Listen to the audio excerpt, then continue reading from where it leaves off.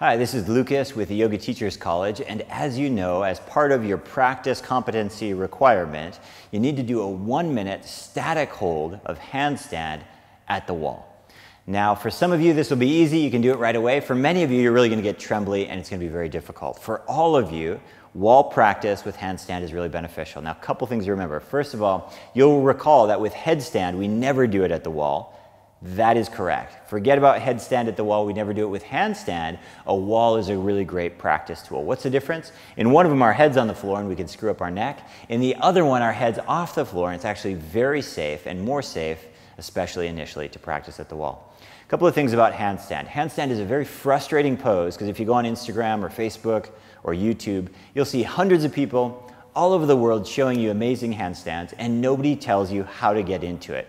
It drove me nuts for years. I've always struggled with strength poses, but finally I figured it out. A couple of things that are really helpful. First of all, these static holds at the wall are really, really important. Second thing, arches and domes with your hands. We have a previous video, check it out, called Arches and Domes, are absolutely crucial in handstand. What does that mean? That means our hand does not look like this. It does not look like this. It looks like a claw, like a bear claw on the ground with arches in our fingertips and a dome with the palm of our hand, and especially that naughty knuckle, that first knuckle pressing down very firmly into the floor. Your hand position is crucial for accessing all of the different musculature of your forearm, your upper arm, your shoulders, and your back. People think of handstand as a brute force pose, but it's actually a very complex muscular balance pose. In the same way you see a 2-year-old learning to walk, well, let's say a 1.5-year-old, 1-year-old, the same way you see a 1.5-year-old learning to walk, they find their feet and fall, the same is happening with our hands as we learn to use these as walking tools, which we're perfectly capable of, we're just not accustomed to it. So we want to make sure we have arches and domes with our hands. The second thing, which again, nobody taught me this for years and years, which is really counterintuitive, is rather than pulling your shoulders away from your ears, I want you to shrug your shoulders up towards your ears. Literally try to make your shoulders touch your ears. What that does is it gets you out of your shoulder joint and into your shoulder muscles. So literally shrug your shoulders up towards your ears. The next thing that I'm going to tell you is you want to have your elbow eye, that's the inside of your elbows, facing each other. So the eyes of the elbows are looking at each other. So we have arches, domes. We have shrugged shoulders, which feels very, very, very different than most yoga poses. We have the eyes of our elbows looking at each other, and then we start to practice.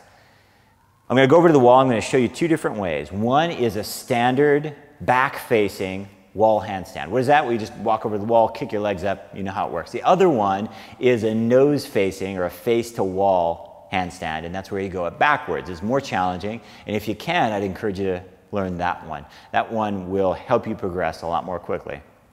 One more recommendation, which is extremely unpopular, but it works better than anything, is push-ups. Yoga people hate push-ups. If you do push-ups, it will improve your handstand more than anything I've ever learned, ever, and so push-ups can be a really great routine. When you're working at the wall, there's something I'd encourage you to get. It's called Gym Boss. It's a free app. You can get it on Android or iOS. And Gym Boss is a timer app. And what you can do is you can set your own intervals. So let's say you're doing 30-second holds. Let's say you're doing 1-minute holds. You can just create a little interval where you go 1 minute on, 30 seconds off, 1 minute on, 30 seconds off. You have to use a timer.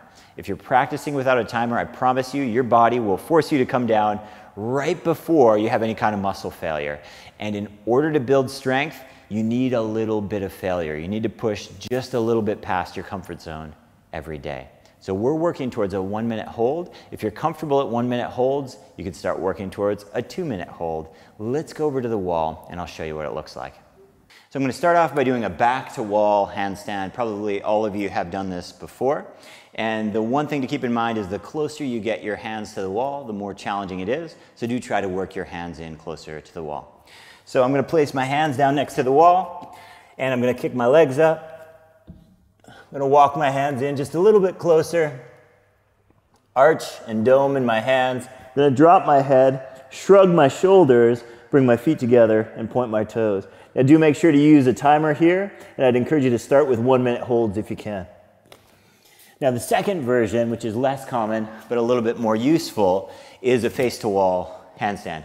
Face to wall basically means your nose, rather than your back, is facing the wall. A couple of things to think about is it is possible to fall out of this pose ugly and hurt yourself, so be careful. Especially, I have a nice big wall, so it's easy. But if you're working in your house and you have a little teeny wall or a doorway, it's possible to kind of splay out to the side and hurt yourself, so do be careful.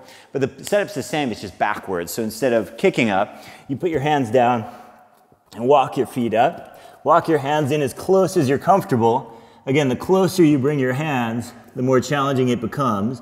I arch and dome my hands. I drop my head, so I lengthen through the spine. Point your toes, and again, hold here for a minute if you can. The coming out part is the part where it gets ugly. You have to walk your hands forward and come down, but it is possible to kind of tumble out, so do be careful. I hope that's helpful. I'd encourage you to try both.